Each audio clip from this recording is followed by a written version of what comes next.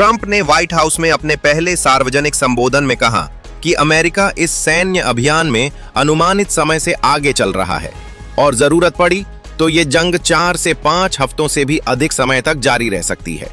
उन्होंने ईरान पर आरोप लगाया कि उसने परमाणु कार्यक्रम दोबारा शुरू न करने की अमेरिकी चेतावनी को अनदेखा किया और बैलिस्टिक मिसाइल कार्यक्रम को तेजी से आगे बढ़ाया, जो यूरोप और अमेरिका तक पहुंच सकता था। ट्रंप ने कहा कि जून में 3 ईरानी परमाणु ठिकानों को पूरी तरह तबाह कर दिया गया था, लेकिन इसके बावजूद ईरान ने अपनी गतिविधियां नहीं रोकी। उन्होंने दावा किया कि ईरान का मिसाइल कार्यक्रम उसके परमाणु हथियारों की सुरक्षा और विस्तार के लिए बनाया गया था और ये अमेरिका तथा मध्य पूर्व के लिए बड़ा खतरा बनता जा रहा था। इस बीच लेबनान की ओर से इजराइल पर हमलों की खबरें आई हैं, जिसके बाद स्थानीय प्रशासन ने अलर्ट जारी किया। कतर के रक्षा मंत्रालय ने दावा किया है कि उसने 2 ईरानी Su-24 बॉम्बर विमानों को मार गिराया और 7 बैलिस्टिक मिसाइलों को इंटरसेप्ट किया, जबकि 5 ड्रोन भी नष्ट किए गए। कतर की सरकारी ऊर्जा कंपनी कतर एनर्जी ने बताया कि रास लाफान स्थित उसकी LNG सुविधा पर हमले के बाद उत्पादन अस्थायी रूप से रोक दिया गया है, जबकि कतर वैश्विक LNG निर्यात में लगभग 20% हिस्सेदारी रखता है। उधर इजराइल ने भी ईरान के सैन्य और खुफिया ठिकानों पर हमले तेज कर दिए हैं और कहा है कि वो ईरान की रणनीतिक क्षमताओं को पूरी तरह कमजोर करने तक कार्रवाई जारी रखेगा। ट्रंप ने वियतनाम और अफगानिस्तान युद्ध में शहीद सैनिकों के सम्मान समारोह के दौरान 4 अमेरिकी सैनिकों की मौत का जिक्र करते हुए कहा कि ये कार्रवाई अमेरिका की सुरक्षा के लिए आवश्यक थी। लोग सहरी की तैयारी छोड़कर जान बचाने के लिए घरों से निकल रहे हैं। उधर रविवार को ईरान समर्थित हमलों में 3 अमेरिकी सैनिकों की मौत और 5 के घायल होने के बाद डोनाल्ड ट्रंप ने कहा है कि जब तक इन मौतों का बदला नहीं लिया जाएगा, कार्रवाई जारी रहेगी। क्षेत्रीय कूटनीति भी तेज हो गई है। सऊदी अरब और जॉर्डन ने ईरान के राजदूतों को तलब किया है, जबकि UAE ने तेहरान से अपना राजदूत वापस बुला लिया है। इन देशों का कहना है कि ईरानी हमलों से उनकी राष्ट्रीय सुरक्षा को सीधा खतरा है। वैश्विक बाजारों पर भी इसका गहरा असर पड़ा है। कच्चे तेल की कीमतों में तेज उछाल देखा गया, जहां ब्रेंट क्रूड एशियाई कारोबार में लगभग 13% तक चढ़ गया और बाद में $76.48 प्रति बैरल के आसपास स्थिर हुआ। अमेरिका में भी शेयर बाजार दबाव में है और वॉल स्ट्रीट के स्टॉक फ्यूचर्स में भारी गिरावट दर्ज की गई है, जिससे निवेशकों में अनिश्चितता बढ़ी है। इसी बीच अल जजीरा को इराकी सुरक्षा सूत्रों ने बताया कि बगदाद के दक्षिण में स्थित जुर्फ अल सखर क्षेत्र पर हवाई हमला हुआ है, जिससे ये संकेत मिलता है कि संघर्ष का दायरा और फैल सकता है। ईरान के सर्वोच्च नेता अली खामेनेई की मौत के बाद क्षेत्रीय तनाव अब दक्षिण एशिया तक फैल गया है। पाकिस्तान के कराची, स्कर्दू और इस्लामाबाद समेत कई शहरों में बड़े पैमाने पर विरोध प्रदर्शन हुए, जिनमें 23 लोगों की मौत और दर्जनों के घायल होने की खबर है। इस्लामाबाद में हजारों प्रदर्शनकारी संसद और विदेशी दूतावासों के पास जुटे, जहां अमेरिका और इजराइल के खिलाफ नारेबाजी की गई। सुरक्षा बलों ने हालात काबू में करने के लिए आंसू गैस और रबर की गोलियों का इस्तेमाल किया।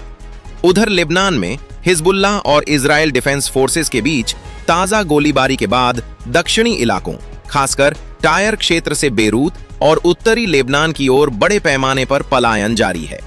इस बीच अमेरिका में भी राजनीतिक हलचल तेज हो गई है। डेमोक्रेट सांसद एडम शिफ ने कहा है कि वो युद्ध शक्तियों से जुड़े प्रस्ताव पर वोटिंग के लिए दबाव डालेंगे, ताकि राष्ट्रपति डोनाल्ड ट्रंप के ईरान पर सैन्य कार्रवाई के अधिकार को सीमित किया जा सके। अमेरिकी संविधान के तहत युद्ध की घोषणा का अधिकार कांग्रेस के पास है। हालांकि ट्रंप ऐसे किसी प्रस्ताव को वीटो कर सकते हैं यदि उसे 2/3 बहुमत न मिले। दूसरी ओर ईरान के विदेश मंत्री अब्बास अराकी ने यूनाइटेड नेशंस के महासचिव एंटोनियो गुटेरेस और सुरक्षा परिषद को पत्र लिखकर खामेनेई की हत्या को कायरतापूर्ण आतंकी हमला बताया और अमेरिका व इजराइल को जिम्मेदार ठहराते हुए अंतर्राष्ट्रीय कार्रवाई की मांग की। ईरानी मीडिया के अनुसार अंतरिम नेतृत्व परिषद की पहली बैठक में न्यायपालिका प्रमुख गुलाम हुसैन मोहसेनी AJE, राष्ट्रपति मसूद पेजेशकियन और अन्य वरिष्ठ नेता शामिल हुए, जिससे संकेत मिलता है कि ईरान आंतरिक रूप से सत्ता संतुलन बनाए रखने की कोशिश कर रहा है। ये भी दावा किया कि अभी अमेरिका ने अपनी पूरी ताकत का इस्तेमाल नहीं किया है और ईरान पर सबसे बड़ा हमला अभी बाकी है। ट्रंप के अनुसार अमेरिका के पास दुनिया की सबसे बड़ी और ताकतवर सेना है और उसका इस्तेमाल किया जा रहा है। इस बीच CNN को दिए इंटरव्यू में ट्रंप ने दोहराया कि अमेरिकी सेना ईरान में बड़े स्तर पर ऑपरेशन चला रही है। दूसरी ओर अल जजीरा की रिपोर्ट के मुताबिक अमेरिका और इजराइल ने मिलकर अब तक ईरान के 1000 से ज्यादा ठिकानों पर हमला किया है और शुरुआती 30 घंटों में 2000 से ज्यादा बम गिराए गए। इन हमलों में 555 लोगों की मौत और 700 से अधिक के घायल होने की खबर है। जंग के तीसरे दिन ईरान ने मिडिल ईस्ट के 4 देशों में मौजूद 6 अमेरिकी सैन्य ठिकानों को निशाना बनाया। कुवैत में 3 अमेरिकी फाइटर जेट क्रैश होने की सूचना है, हालांकि सभी पायलट सुरक्षित बताए जा रहे हैं। वहीं ईरान के वरिष्ठ नेता अली लारिजानी ने साफ कहा है कि ईरान अमेरिका से कोई बातचीत नहीं करेगा। हालात तेजी से बदल रहे हैं और क्षेत्र में तनाव चरम पर पहुंच चुका है। इजराइल, अमेरिका और ईरान के बीच जारी जंग ने अब पूरे मिडिल ईस्ट को अपनी चपेट में ले लिया है। कुवैत सरकार के अनुसार ईरानी हमलों की शुरुआत से अब तक देश पर 178 बैलिस्टिक मिसाइल और 384 ड्रोन दागे जा चुके हैं, जिनमें 27 सैनिक घायल हुए हैं। रॉयटर्स की रिपोर्ट के मुताबिक सऊदी अरब की राजधानी रियाद स्थित अमेरिकी दूतावास में 2 धमाकों के बाद आग लग गई। हालांकि ड्रोन हमले के वक्त वहां कोई मौजूद नहीं था। इसी बीच इजरायली सेना ने बैरूत में हिजबुल्लाह के ठिकानों पर हमले की पुष्टि की है, जबकि ईरान ने बैलिस्टिक मिसाइलों से हाइफा को निशाना बनाया है।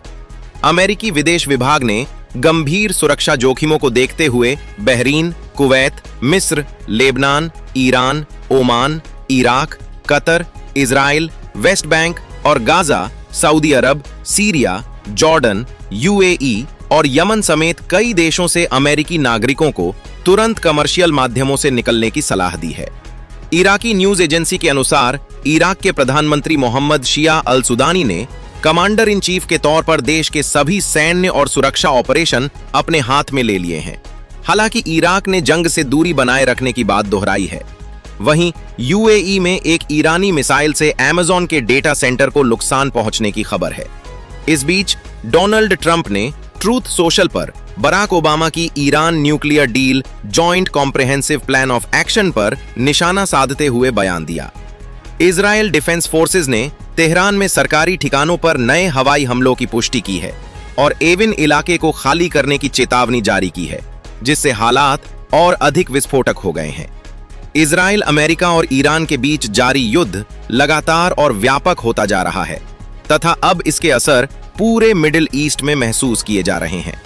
इजराइल डिफेंस फोर्सेज ने तेहरान के एविन इलाके में रहने वाले लोगों, खासकर Islamic Republic of Iran broadcasting IRIB मुख्यालय के आसपास रहने वालों को संभावित हमलों से पहले तुरंत इलाका खाली करने की चेतावनी दी है। इसके साथ ही इजरायली सेना ने दक्षिणी लेबनान के लगभग 30 शहरों के नागरिकों को भी एयर स्ट्राइक से पहले अपने घर छोड़ने के निर्देश दिए हैं। इस बीच अमेरिकी सेना ने पुष्टि की है कि ईरान से जुड़े ऑपरेशन में मारे गए सैनिकों की संख्या बढ़कर 6 हो गई है। यूनाइटेड स्टेट्स सेंट्रल कमांड के अनुसार शुरुआती हमलों के दौरान लापता हुए 2 अमेरिकी सैनिकों के अवशेष भी मिल गए हैं। दूसरी ओर ईरान की शक्तिशाली सैन्य संस्था इस्लामिक रिवॉल्यूशनरी गार्ड कॉर्प्स के सलाहकार ब्रिगेडियर जनरल इब्राहिम जब्बारी ने चेतावनी दी है कि होर्मुज जलडमरू मध्य पूरी तरह बंद कर दिया गया है और अगर कोई जहाज वहां से गुजरने की कोशिश करेगा तो उसे निशाना बनाया जाएगा। होर्मुज जलडमरू मध्य दुनिया की सबसे महत्वपूर्ण तेल आपूर्ति लाइनों में से एक माना जाता है और इसके बंद होने की आशंका से वैश्विक ऊर्जा बाजार में हलचल मच गई है। अंतर्राष्ट्रीय बाजार में कच्चे तेल की कीमत लगभग $82 प्रति बैरल तक पहुंच चुकी है और विश्लेषकों का मानना है कि हालात बिगड़ने पर यह $200 प्रति बैरल तक भी जा सकती है। इसी दौरान अमेरिकी विदेश विभाग ने सुरक्षा खतरे के कारण अम्मन स्थित अमेरिकी दूतावास के कर्मचारियों को अस्थायी रूप से एम्बेसी परिसर से बाहर निकाल लिया है। वहीं